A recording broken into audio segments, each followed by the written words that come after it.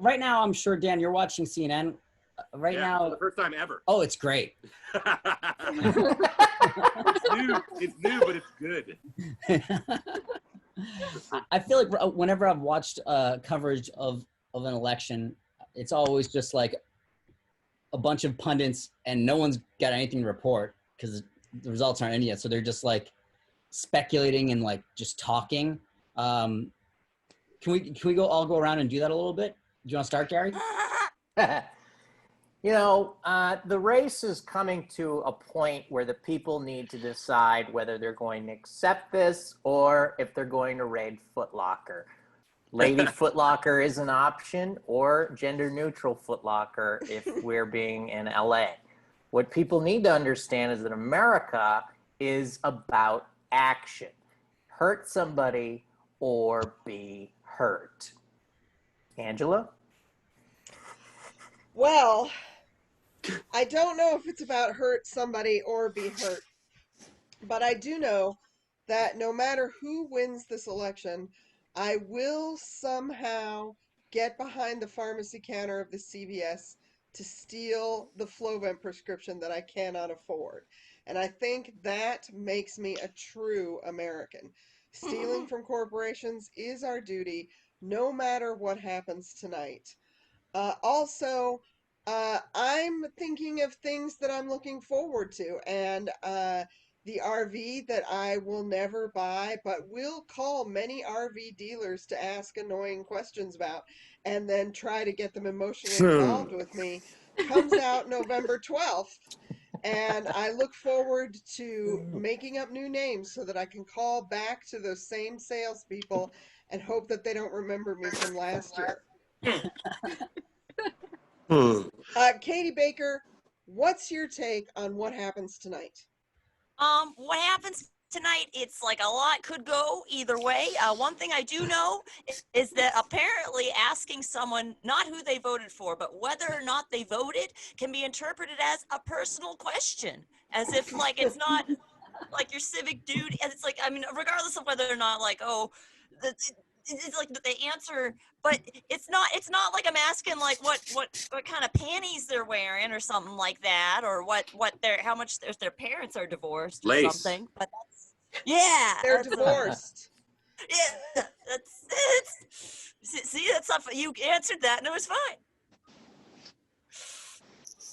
Okay, I'm gonna throw the voter thing back to, God damn it, over the Jack Hall. Oh, hi. You guys reading me okay? Wait, hold on. I do want to. Hi, Katie. Thank you so much for reaching out. Well, you know, depending on the result, it's just pretty much anyone's guess here. We've got votes that make Biden win. We've got most votes that make Trump win. And it's pretty much up to both of them to decide when we stop counting those votes.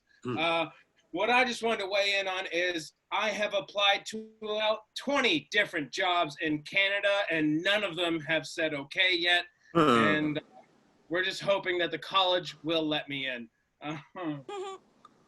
Anyways, I'll be drinking until the world is over. I've boarded my windows, and I will send it over to Mr. Tiny. Thank you. Oh, thank you. Jack Hall in the office. We're here in the main building. It's red states, it's blue states, but the true winner, the color purple. Fabulous movie if you haven't seen it. Whoopi Goldberg giving an Oscar-winning performance. As we think of our friend Prince, who has passed on, rest in power, Prince. He's dead? In a great song called Bat Dance.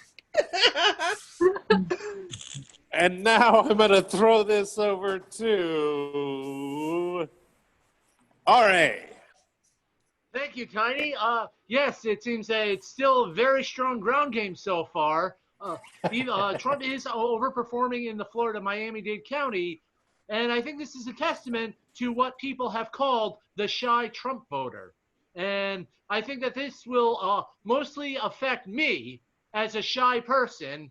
Now everyone will think, because I am not the life of a party, I am secretly harboring some dream of an ethno-state. And really, no, I can be supremely woke at times. Granted, I am not a big fan of the Miles Morales Spider-Man, but it has nothing to do with the character of Miles Morales. It's just because I think that Spider-Man should not be the Green Lantern Corps. I think he's a street level, one hero at a time type character. All right, to Jacqueline. All right, thank you so much, RA. We got a lot going on. I'm seeing cities numbers going up. They're starting to count. We have some for Trump, some for Biden, even some for Kanye, who voted for himself and tweeted about that today. Very proud of how he's doing out there. I think regardless of what you hope the outcome is, we all need to just buckle down and prepare for the Civil War. I hope you've all made it to the supermarket today. There's some really great sales on toilet paper. They know what's up. And yeah, just stock up, stay inside, board your windows, find your kids, find your wife. And I'm going to pass this over to Carrie. Thank you so much, Jacqueline. Tonight has been a whirlwind. The race is both loose, it's in tight. I don't know if it's a night out pre-COVID or or what. That was a vagina joke, which does not pan with a political audience. I have been just the biggest news of the night is me learning that Prince has died, frankly. We haven't really found any definitive evidence of which direction what candidate is going in. And that's how I would like to keep it. So I'm just going to pass it on to Mr. Dave Yates, who is sharply dressed for the occasion.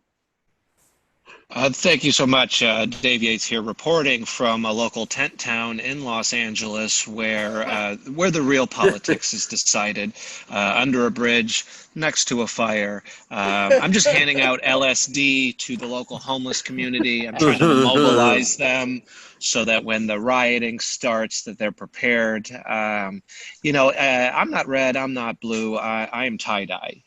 As you know, I wrote in Jerry Garcia for the 5th election in a row. I'm still holding out. I'm still holding out here, and just getting used to life outside, because I feel like regardless of what happens, we are all going to be living outside. So back to you in the studio. Thanks, Dave. Yeah, for us here on the East Coast, of course, in the Northeast, living outside does mean death, and that certainly is a possibility that we're all seriously considering right now. So far, it is too close to call. We're at, for electoral votes, it looks like 122 Biden, 92 Trump. Hard to say what that means. And of course, everyone is still reeling from the news that R.A. Bartlett did not like Enter the Spider-Verse. It's of course also we continue to mourn the death of Prince. And things are looking, it's just too early to tell. I mean, it'll definitely be a month or so before we know. And speaking of which, while we wait for the votes to be counted, we will, of course, have the holiday of Thanksgiving. And that's going to be very different for many people who have differing political views from their family. And so I think right now it's a good idea to compile a list of topics that you can talk about rather than politics. For instance, just how much there is in the Shrek universe. I mean, really, there's more movies than you think, and there's a lot of shorts too. And I think if you do a little bit of research on that, that's something that you can really talk about with your family to take it away from politics. And Gary, back to you. I'm just getting word that a live-action Shrek has been green-lighted, and it is Melissa McCarthy in the leading role. I think this is a controversial decision, but it is not mine to make. Are we actually going to have an open mic tonight, sort of? I guess. That's what this is? I like that movie. I disagree, Gary.